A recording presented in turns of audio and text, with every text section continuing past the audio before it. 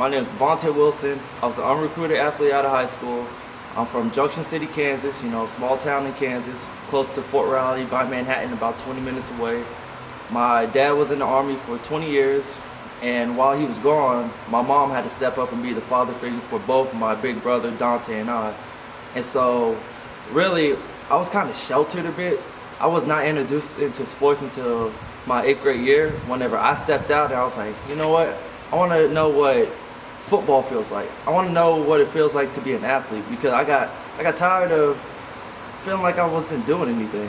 And I had an idea that, you know what, my dad was a track athlete, a baseball star, and I felt like I had to have gotten something from him, because I get half from him and I get half from my mom. And so I introduced myself to football in 8th grade, and then I was like, okay, all right, this is new. It feels good. And then I tried out for the basketball team, self-taught and everything, and I got cut. And so from there on, I went from basketball to wrestling. And then wrestling, I went undefeated my first year. And I was like, all right, okay, that felt good too. And then I went to track. Now track, it was me and some of my friends. We ended up breaking records as 8th graders, records that stood up there for years, and we broke them our first year.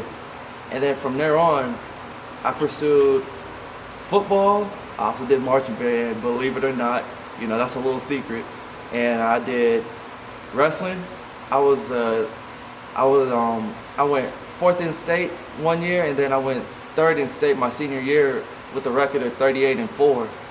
And then I pursued track, but my body was a bit injury prone, a little bit, and so my track season wasn't all that, because I was constantly overworking my body, being overran, not enough of rest time, and etc. And then from high school, I went to KU I wanted to try out for the program, because in high school I was an underdog. Nobody gave me nothing, and nobody gave me any chances. I constantly had to prove myself. Even whenever I knew I could do it, nobody else believed in me. And that's what constantly kept me going, because I know what I can do, but nobody else.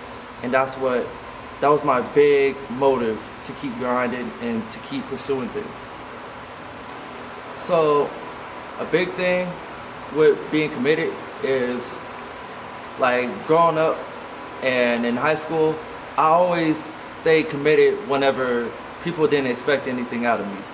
I constantly was doing more than what people wanted me to do or would expect me to do, because in high school, oh yeah, he's just gonna do this and this and this, and then whenever nobody's watching, he ain't gonna do nothing. Nah, that was completely different. My coaches knew that right as soon as practice was done, or right as soon as weights was done, after school, after practice, I'm going to the gym, because I feel like I can do more than what is expected of me. And then that's what kept me going. And another reason why I kept on doing that was because I got an older brother, Dante, and with him, he didn't believe in anything about me. And he was constantly like that older brother figure. My little brother ain't gonna ever amount to me or be half as good as me. And I remember in 6th grade, I asked him, I was like, hey Dante, do you think that I'll ever be as big as you? And then he was like, no, because it's not in your genetics. And then in my head, I was like, oh, for real? You and I both come from the same blood, and you think I won't be as big as you? Just because I was born skinny and you just had everything given to you? It's all right, I don't need nothing given to me. I don't mind putting in extra hard work to catch up to you and then pass you. And then that's what kept me going, because I constantly had his words going through my head.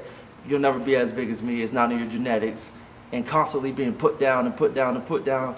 So instead of being put down, I wanted to rise up, and so that's what I did. Now, not only in high school, but in college, there's gonna be plenty of distractions. There's gonna be, people who party, there's gonna be drugs, alcohol, women if you're a guy, and then guys if you're a woman. And the big thing with distractions is to remember why you are there. You gotta have your priorities straight. You know, you got to be on top of your school. And if you're an athlete, you got to be on top of your sports. And then from there on, you got to know, like, there's a time and place for everything. And you specifically, you don't want to lose yourself and enjoyment. You know, I rather grind now and then enjoy what I miss later. But until then, I'm constantly grinding because I know people my age, you know, I'm only 21 years old. A lot of people my age, they're constantly living the college life, you know. And while people are out partying and everything, I'm out grinding. Whether it's mentally, physically, spiritually, or whatever it may be, I'm out doing something that's gonna get me further than where I was today. And also, I like to think about what can I do today to get me a bit closer to my goals tomorrow.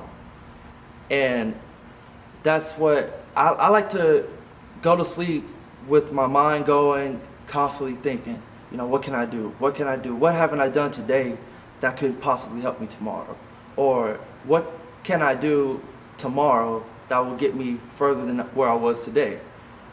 And like, in life, you know, you're gonna constantly go through trials and tribulations. You know, I was this close from losing my mom, and I was also this close from losing my dad. I'm lucky to still have them. And you know, during those times, it was hard. You know, it's hard to stay up whenever you constantly got things in your life trying to bring you down. But you know, with that, I just use it as more motivation. You know, I gotta make it. I gotta make it. I want my parents to be able to see their son who had nothing growing up and nothing given to him rise up. And like, I would love to have my parents be there the day that ever happens.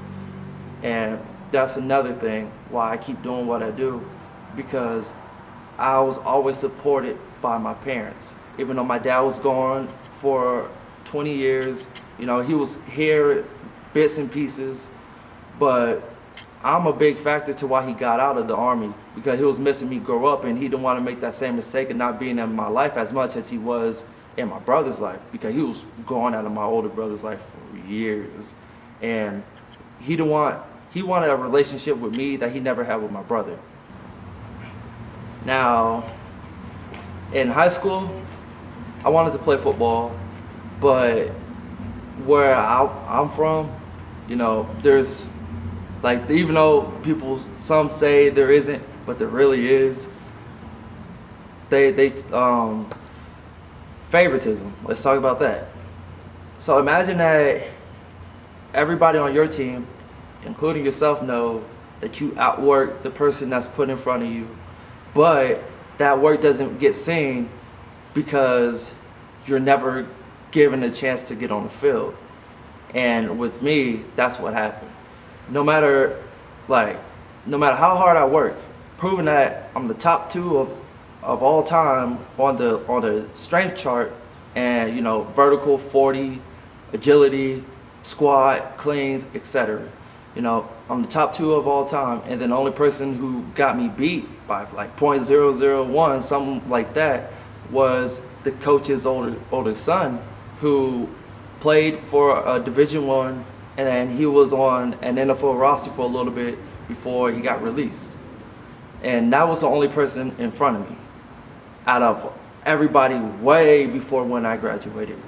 And to not be put on the field because somebody's name is bigger than yours, or somebody's name held more weight than yours, you know, that fired me up, because I did not work this hard to not be able to be given a chance. You know, that's the least that could have happened. You know, if I was given a chance and then got on the field and was a bust, oh, then put me on the sideline for the rest of my years. That's completely understandable. But to put me on the sideline without even giving me a chance, that's what really hurt and bothered me. And what's crazy is I'm not the only one that went through it. It happened to kids years and years and years before I was in high school. And I've gotten the luxury to connect with them and talk to them about their experiences. And what's crazy is all of their experiences line up with mine, and it all comes down to favoritism. And that is the crazy thing. Now in college, I left like straight out of high school, went to college, and I picked this college and specifically because one, they're the underdogs, and I've been an underdog my whole life. And all they can do is where they're from is go up because they're at the bottom. And people constantly sleep on them, and I slept on my whole life. So that's what really inspired me to go to the college that I chose to go to. My first college, which was KU. You know, they're notorious in basketball, and the track team's really good, but the track team slept on. But the track team's really good. And I was inspired to go there because they're the underdogs, and what they go through, like with the doubt and everything, you know, constantly doubted of, will they even win a game this year or anything? I was like, okay, I can definitely relate to that. So that's what inspired me to go there. Now, with that situation, you know, I wanted to walk on there, and I wasn't really given a straight shot to. With my situation, it's very unique. So with me, I would, like, whenever I finally got in touch with the walk-on coach, got to talk to him a bit, the first thing that he asked me was, you know, was I all-state, all-American, all-league, all-conference, out of high school or anything like that? And I was saying, no, I don't have none of that. And then he was like, oh, well, do you have any high school film for me to watch? And I was like, no, I actually don't. And then from there on, it was like talking to a wall. He didn't want to hear nothing I had to say. And I was like, dang, it's really that hard? All I know is the only thing that was required for me was to have a 2.5 GPA. I had that easily. And to be a full-time student at the college. And I had that. And so, you know, we get to his office and everything, and we talk.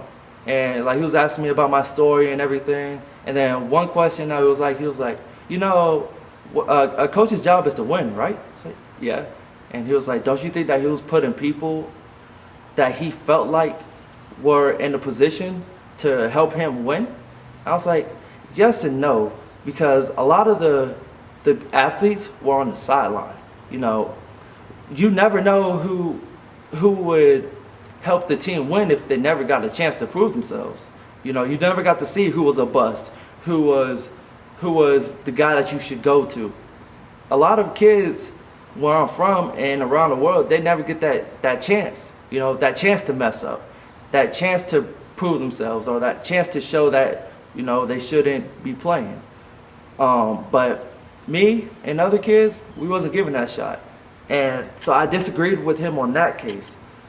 And, you know, he finally got down to this thing, to this question, well, to this answer that he gave me. He was like, well, in early March, there's supposed to be a walk-on trial for people in your situation without high school film, and it's supposed to be combine style, you know, 40-yard dash, agility, vertical, and etc. I was like, okay, cool. All right, if that happens, then I'm going to blow it out of the water. That's all I was known for in high school was, wow, this guy's really athletic. Wow, he's fast. He's explosive.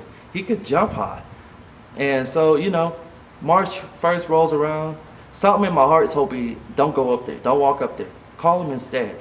Because I had a feeling that something was off. And so I called him. And then immediately he went to, you know, there's nothing that I can do for you because you don't have high school film. And I was like, wow, you know, I felt played. And like, really, he gave me the runaround? He wasted valuable time of mine. Like, you can't give someone false hopes and not expect them to get bothered by it.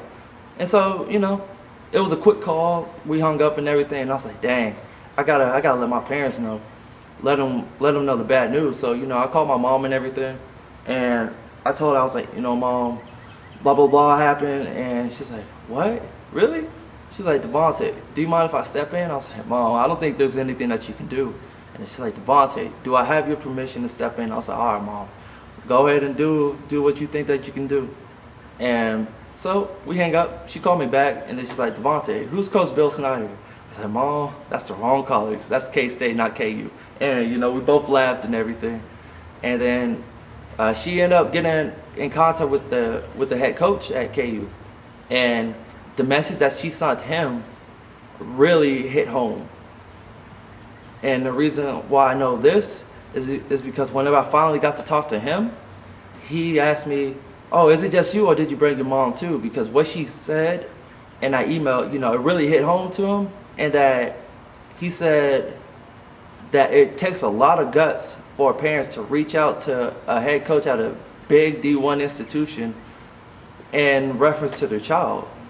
And from there, he was wondering if it was just me or her, because he would like to thank her and everything and talk to her a bit, because she stepped out of her way to try and help her son get a dream that he never had, like any kind of chance of getting. And that really hit him, not only as a coach but as a parent. And so we talk and everything. He let me know, Devonte, there's more than enough room on the roster for you and everything for you. And I don't believe that you're a bad kid. You clearly seem like a good kid, and you seem like you got a good head on your shoulders. And so after I filled out all of the online paperwork, the 2 physicals, I also had a big stack of papers that I had to get individual signatures throughout campus, and it's hard to find people in their office during times. But I got it done and everything. And by the time everything that was done, there was only 3 spring ball practices left before the spring ball game. And so my practice, the head coach threw me 3 passes, and this is coming from a person who didn't like this. Like, the head coach threw me 3 passes, and to be honest, where I was lined out, I was on scout offense to give the starting defense a look. And I didn't know how to start off, as a receiver, right foot forward, one of you on the left. I did not know all of that, so I had the wrong foot forward. But the head coach threw me 3 passes, and those 3 passes were 3 touchdowns on their starting defense. And this is coming from someone who wasn't given a shot in high school. But my coach at that time, the running back coach, he was on the other side with the starting offense with scout defense. So he didn't get to see those. And so I ended up being released because he claimed that he didn't know what I can do. And I completely understand that, because I wasn't there I wasn't there for just 3 days. That's as long as I was there. For only 3 days, that's as much that he gotten to see me. And so he released me and everything. And this was after all of the spring workouts were done and everything. He let me know, I'm releasing you. You're more than welcome to try out in the fall. I was like, all right, that's cool, And so as I'm packing up my stuff out of my locker, it hit me. I was like, wow, I get this close to reaching the dream and everything, just to have it snatched out of my hands. And it bothered me. I was like, I can either let it get me down or I can do something about it. And that's what I did. So as a 19-year-old, I got all my stuff out, and I went home. I packed up my car, went home. And that summer, I was like, okay, I'm going to show the coaches what they missed out on. I'm not just no average kid. As a 19-year-old, I knew that what I had, you wasn't going to get for no average 19-year-old. This right here, you're not going to get that from your average athlete. And so from there on, I packed up my bag and everything, and I packed up my car. And then that summer, as a 19-year-old, I was constantly showcasing that I was not your average kid at all. And that summer, I jumped with 135 on my back, 225, 315, 405, and I was going up for height. And I jumped out of a pool, I jumped on my dad's SUV, I jumped on trucks, I jumped over my car. And then I was constantly doing things like, wow, this kid's a freak athlete. And I was jumping over a stack of plates taller than I am, standing. And next thing you know, my videos get picked up by Bar Stars, Frank Madrano, Bleacher Report, Sports USA Today, and Sports Center, ESPN, Bleacher Report, even World Star. It was going everywhere. And then of course the word's gonna get out, wow, this guy plays running back for KU, just to find out that I didn't play for them. And that was like a big slap in their face. and a slap in my face as well, because I'm over here being labeled as a KU running back whenever really I'm not even on the roster anymore. And that bothered me. And you know, one thing that really hit me was like, you know, what was the point of Devonte Wilson? Was his purpose to get us, like, was his purpose only to get us hyped for KU football, only to leave? Or what happened? What's the story on this kid? You know, we want to know more, because they was excited. They thought I was going to hurdle people, hurdle defenders, run over people, etc. And because all the videos were just showcasing my athletic abilities that were slept on. And, you know, people wanted to know what's the story on this kid? What happened? You know, where did he go? And, you know, whatever people don't know, of course there's going to be someone who's going to make up stuff.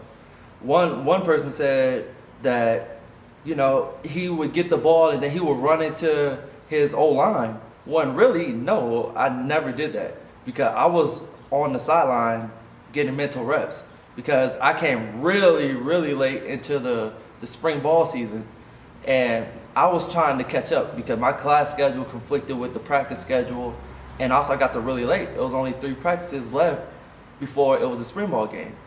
And so I was dealing with that on the side, and most people don't know that. But, you know, so I'm going to school, I'm working out and everything, and, you know, I'm doing all of the things that you'll see a college athlete do, but I wasn't a college athlete, and that bothered me. I was like, you know, what is my purpose? Am I just going to work out, get better, get really athletic, and not do anything with it? Like, that completely conflicts with the reason why I did it. And so my sophomore year of college, second semester, I transferred from my college to a college called Fort Scott Community College. I went there because of, you know, I ended up getting picked up after I put up a video on my Facebook page that I made that December. And my story on my page went, like, it hit the hearts of many people. I had people tagging NFL coaches, college coaches, and college teams, etc. Like, people was like, yeah, we want to see this kid on the field, like, give him a chance. Because my story really hit home to a lot of people, because it's legit, it's real, it's authentic. And I cannot fake my story, because it's a life that I've been living. And so, you know, my story gets out there and everything, and people start reaching out to me and everything. And to be honest, I had some offers, but it was like iffy. It's like the coaches wanted me, but then again, So I was like, you know, that's all good. I don't mind going down the JUCO route. I don't mind, you know, going through the struggle to get something worth having. And one thing I'll never have is I'll never have something handed to me, because then I won't appreciate it as much. So that's why I like to work for things that I end up getting, because it makes me know, like, wow, you went to hell and back to get that. Of course I'm gonna appreciate it, because it took blood, sweat, and tears to get something that I never had. And so, you know, I go down the JUCO route a bit. I end up transferring after my first season there.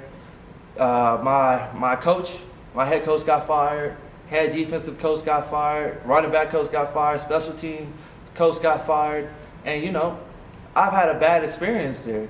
I've had my car taken, I had things of mine taken, and I was like, by the time that good coaches got there, you know, they had a head coach switch, they had new coaches come in, great people, some people who even helped run the Under Armour games, etc.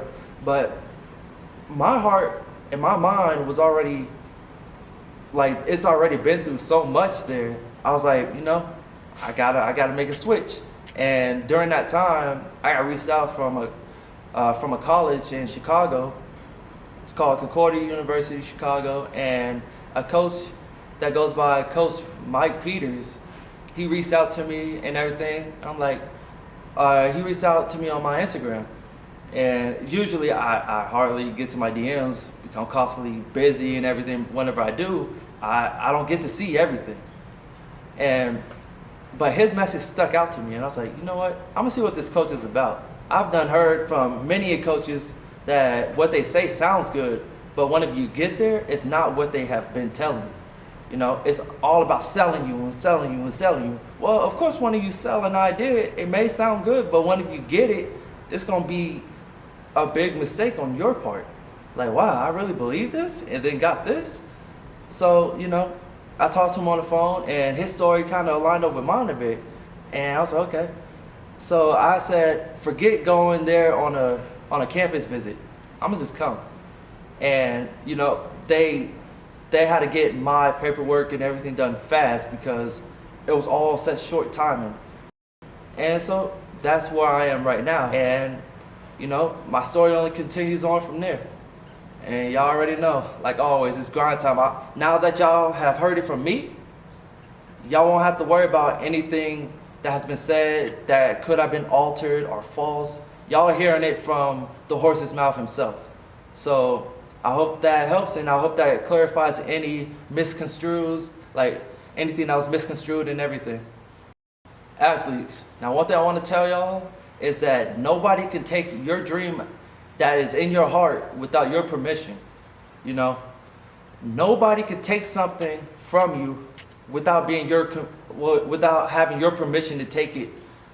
And never ever put yourself in a position to where you feel like it's too uncomfortable or it's not in your best benefit. It doesn't matter if what a coach is telling you. If it doesn't sound good and if it's not good, don't listen. You know what is good for yourself. And in my situation, myself, I was not scared of taking a chance by leaving multiple colleges to make a dream happen. Because I live by faith and I don't see by sight. I see by faith, not by sight. And so I take a chance in hope of something great will happen. And so far, nothing but greatness has been happening in my life. And I'm so grateful for the people I have met and the people that I will continue meeting in this lifetime. Now, the last thing that I gotta say is, you know, whenever success starts coming your way, don't lose the reason to why you started. Don't lose yourself. Don't try and change yourself into something that you're not because the people want to see it. You know why you started. And the big thing that you want to do is remain humble. Remember that you wasn't always in the position that you was in now. And as fast as success can come your way, it can be taken even faster from you, out of your hands before you even know it. Like that. You lost everything that you have been building up upon. And just to have it snatched out of your hands that fast. Do not lose yourself in all of the hype. Because a hype can be taken away even faster than it was given to you. Remember, stay true to yourself and your dreams.